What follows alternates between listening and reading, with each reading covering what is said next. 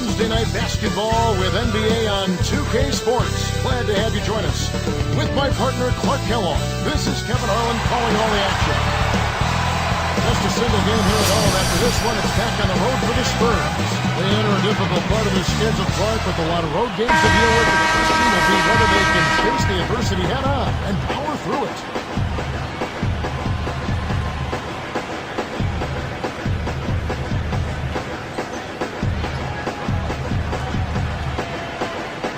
And the Bulls going out with the ball. Let's check out Chicago's starting lineup. Jordan in at shooting guard. Rose and Dang on the floor. Carlos Boozer and Joakim Noah, they're inside. And that one's good, Boozer.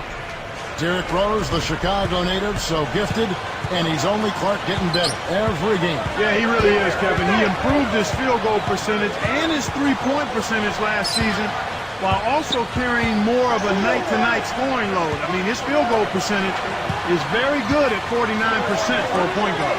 Doris Burke had a chance to catch up with head coach Tom Thibodeau. Yeah, Kevin, he had high praise for the defense they're facing, calling them about as smart in that department as any team they'll see all year long. So he's planning to throw a few new wrinkles into their offensive scheme and use that unpredictability to their advantage. Let's see what they have in mind for all of us. Thanks, Doris. Sounds like there's some things in that defense they want to take advantage of. I think it's all about making sure you get the most out of your 24 seconds every time down the court. But Clark, you mentioned Rose's three-point percentage. It's improved, but it still has a ways to go. Well, they got up to 27%, Kevin, and that is an improvement, but he's got more room to grow. And knowing how hard he works and how good he wants to be, I'm expecting him to improve in that area. Clock is at 3. Here's Parker. Protect the line. He really needs to hit that consistently, but they'll just keep letting him shoot it. Grant Hill covering. Rose passes to Jordan. Covered by Parker. Down low. Dang with the bucket. Dang's got his first 2 points of the night. That's exactly the way you practice it. Hit the open man for the great look. Here's Parker, coming off a stellar performance against Oklahoma City. 19 wins against the East for the Spurs last season. You know, that's actually up one from the season before, Kevin, when they had 18 and a better overall record. So a very similar performance year to year for the San Antonio Spurs. Now the Bulls with it. On this matchup with the Spurs, it's their first meeting of the season. Yep, they'll see them twice this season, so not a lot of face time with these guys. Noah kicks to Jordan. Outside, intercepted.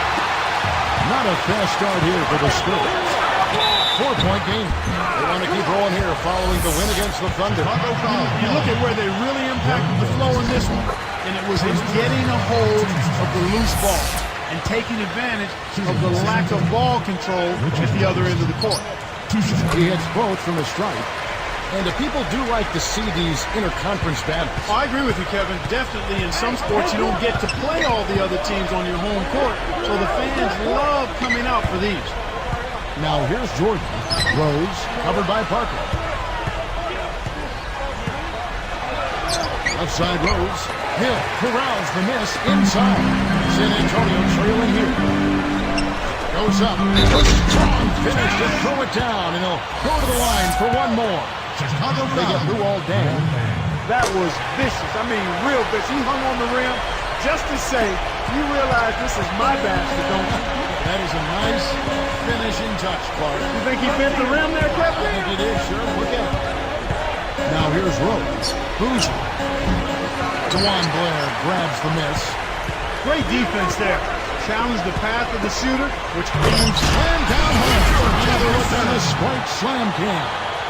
The way this man can flush it is one of the reasons he's so much fun to watch. Well, does he ever show us anything less? He's so dependable. Always on top of his game. And so here is Chicago. After the basket by San Antonio. And Boozer backs in. Over Blair. Scooped up. Here's Noah. Misses the layup. Spurs leading by 3. The break is up. Stolen away. And 3 from Jordan. The shot is off. Now San Antonio the other way. Just over 4 minutes left in the first quarter. Jefferson, a three. Carlos Boozer pulls it in. Jordan against Duncan. Jefferson against Jordan. And they get it. And a two-handed slam. Great awareness makes him a dangerous threat every time down the floor. And San Antonio calls the first timeout of the game.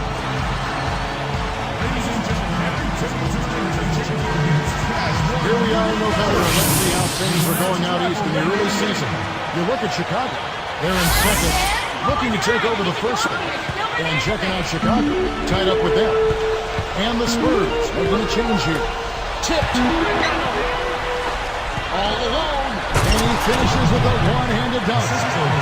Well, when you run the fast break correctly, it's a thing of beauty. And it's the Spurs with the ball. They trail by one. Here's Jefferson. And almost gets it to go, so he'll shoot two here. Picture Jefferson's play last season, Clark. A bit of a disappointment for the Spurs team that went into the luxury tax to acquire him. Yeah, I agree with you there, Kevin. I mean, his scoring rate dipped quite a bit, as did his three-point percentage, and his defense slipped a little bit too. I don't know if he was in ideal shape. He seemed to be a little heavy to me, and then the expectations may have been an awful lot to try to live up to as well, and maybe he pressed a little bit in an effort to be worthy of all of the maneuvering the Spurs did to get him, and that can hurt you when you're out there performing between the lines. You got to walk that fine line between wanting to prove people wrong and also relaxing and being able to play your game. Making a switch here, the Bulls. Pass to Duncan. Working on Boozer. With the fadeaway, Duncan misses. Kevin, that's the kind of shot you want. You can't ask for better execution on offense, but sometimes they just don't fall. Feels like somebody needs a jolt of coffee because he wasn't paying attention there.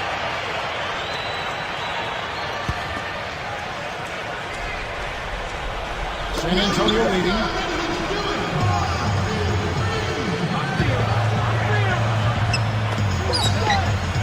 Duncan left side. To the paint.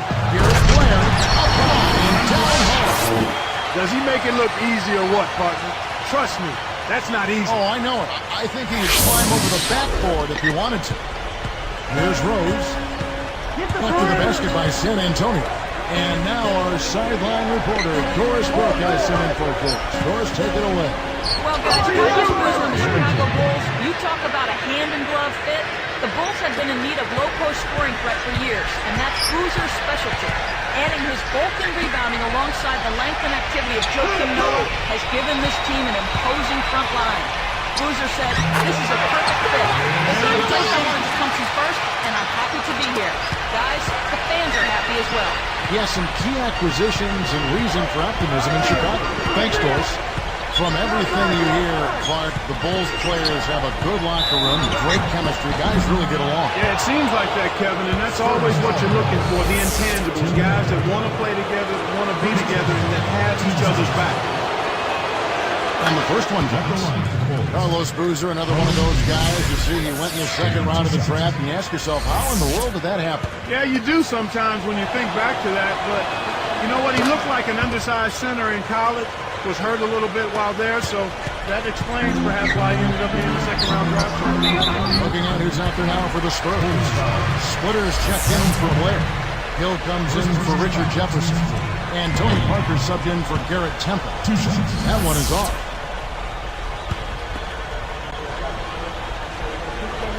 So he comes up empty at the line. Boozer was drafted by the Cavaliers, and there was some controversy when he left to join the Jazz back in 2004. Yeah, it was really an interesting situation there, Kevin. I mean, the Cavs kind of let him out of his contract thinking they had a verbal agreement in place. You're right. And then the Utah Jazz came up with a huge number, and it made it tough for Boozer to say no. Ever think about him and LeBron playing that front court with Cleveland? I imagine some of the Cleveland Cavaliers fans have thought about that. Here is Parker after Carlos Boozer's score. Just 5 to shoot. Here's Hill. No good. So the Bulls will take it the other way. coming into this having notched a win against the Rockets in their last game. The job they did on the offensive side of the ball was excellent. Actually, it was great. They took care of every possession, getting a good distribution of their shooters, got a nice flow at the offensive end. They had their shooters, their key shooters, in a good rhythm early on. And Boozer gets it to go. That's exactly where the coach wants him to get his shot, Kevin, right there from mid-range. Spurs trail by 3. Splitter sets a pick. Parker against Rose. Parker dishes to Duncan. From the wing, that drops, and it comes off an assist from Parker. Duncan's got 6. Now the Bulls with it. Here's Boozer, and yep, that falls, and the foul is called. We'll see him shoot one from the free throw line. Antonio McDyess is checked in for Tim Duncan. Shooting for San Antonio. So for the